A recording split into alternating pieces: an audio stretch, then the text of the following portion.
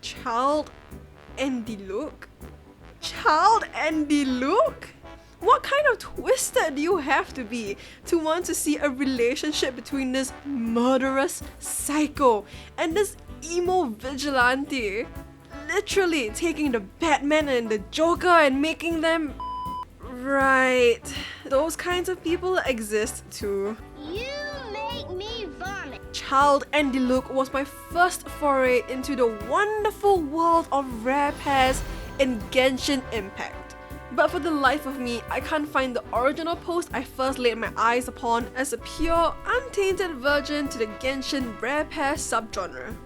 And since then, my life hasn't been the same. Hey there travelers, my name's Ness and today I'm gonna be shitting on. Today we're gonna be talking about why your OTP sucks. For the uninitiated, a rare pair is a subset of the idea of a one true pairing or OTP. With OTPs, fans take characters that they would like to see get into a relationship and fervently fight about the merits of their everlasting love on Reddit and TikTok comments. Because they don't have a fulfilling love life themselves. Anyway, a rare pair is just a type of OTP that is uncommon. One that receives little attention from fans and has few associated fanworks. Like our dastardly bromance between Child and diluc. I spent an embarrassing amount of time trying to wrap my head around this ship, thinking about why it may or may not work. It just seems so unlikely. But as the self-appointed lore master of Genshin here on YouTube, here is my highly academic theory about how they might have met. Sometime before the traveler arrived in Mondstadt, diluc heads to Snezhnaya and metaphorically kicks down the door on a quest to avenge his father's death. He busts in and starts laying waste to so many Fatui strongholds that even the Harbingers take notice of him. Child, the newest member of the Harbingers, hears about the emo boy's escapades and being the thirsty hope for a good fight that he is, thinks to himself, I wanna fight this guy. And that, my friends, is their romantic first date.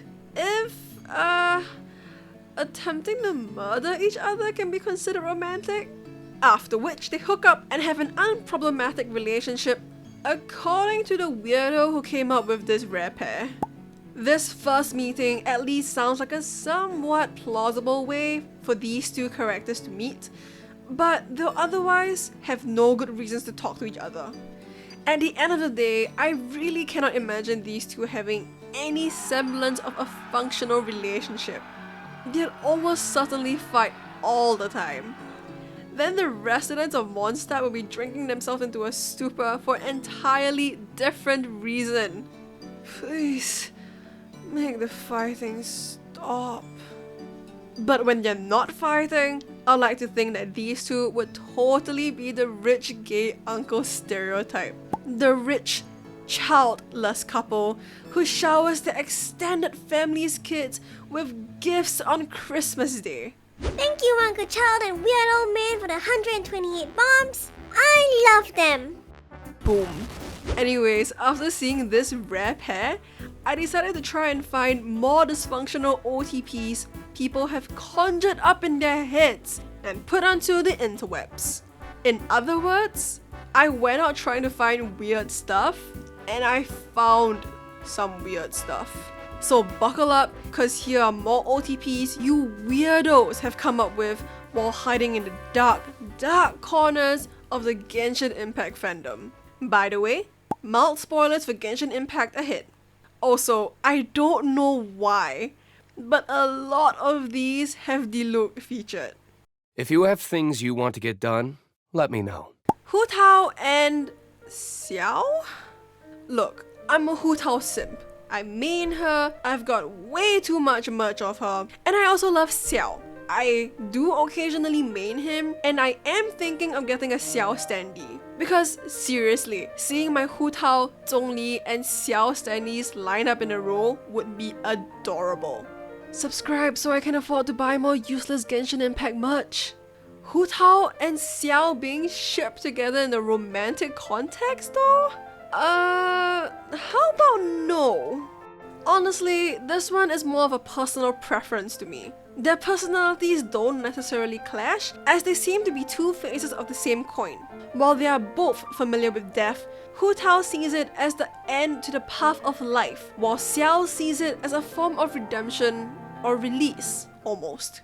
The two of them also seem to get along well, as mentioned by Xiao in his voice lines about Hu Tao. So I would say that there is potential for them to be a decent-ish couple, but I'd rather think of Xiao, Hu Tao, and Zhongli as found family. People who can call each other family because of the shared pasts where they have lost those closest to them and can appreciate those who they care about while they're still here.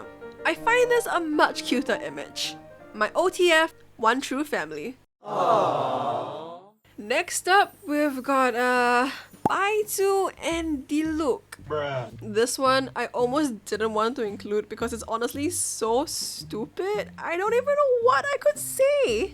It's not one I would have even conceived of, but I saw it enough times that I had to sit down and ask myself, how would this even happen? To top it off, I can't even begin to fathom what these people see in the pairing.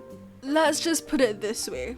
Baizu comes across as a slimy businessman who I want to kick in the dingleberries when I go to him with a life-threatening illness I need a rare medicine for, and he says he'll cut me a deal by offering a generous discount of 1%.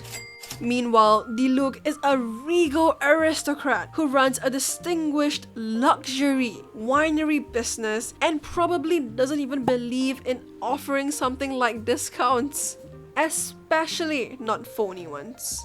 On top of that, he's a sort of civil servant on a voluntary basis, a voluntary policeman. And by policeman, I really mean vigilante, which is probably illegal. But the point I'm trying to make is he does this civil service totally for free because he thinks it's the right thing to do. Something I can hardly imagine Baizu would do. Well, okay, you can make the argument that diluc might also be engaging in his nightly activities because he also has unresolved anger and daddy issues, but let's move on, yeah? Not only are diluc and Baizu different as night and day, they clash so horribly. Maybe, just maybe, some of you shippers have a sadistic streak and just want to fantasize about the rom-com drama levels of arguments these two would have. On one hand, we've got the impatient, smarmy rich prick, and on the other, a slimy, sneering literal drug dealer. Okay, yeah, I'll make a great show, but I still think it's a bit too much. Next up, we've got Thoma and... oh my gosh, are you kidding me? diluc. Again. Bruh. On top of these two, a lot of posts come with a healthy dose of ayato angst. Why? After attempting to research child and diluc ships on TikTok, the algorithm started serving me Thoma and diluc with a sprinkling of ayato angst. No, wait, scratch that. Make it a lot of ayato angst with a sprinkling of Thoma angst. Maybe it's just my TikTok feed, but this ship is usually presented as an unrequited love with Thoma and diluc being in a relationship of some sort, while ayato stands at the side pining for Thoma. I am not sure how this ship came about, honestly. The best explanation I've seen is Thoma and diluc being childhood friends to lovers, which is a cute trope, I guess. But to put it plainly, we have zero evidence in law that diluc and Thoma should know one another, and so far they've had no in-game interactions, even during special events, as far as I'm aware of. I'd rather much stick with my own personal ship, Thoma and ayato, without any angst. Thanks very much. Also, it took me way too long to get my TikTok algorithm back to normal. So please, no more red hairs.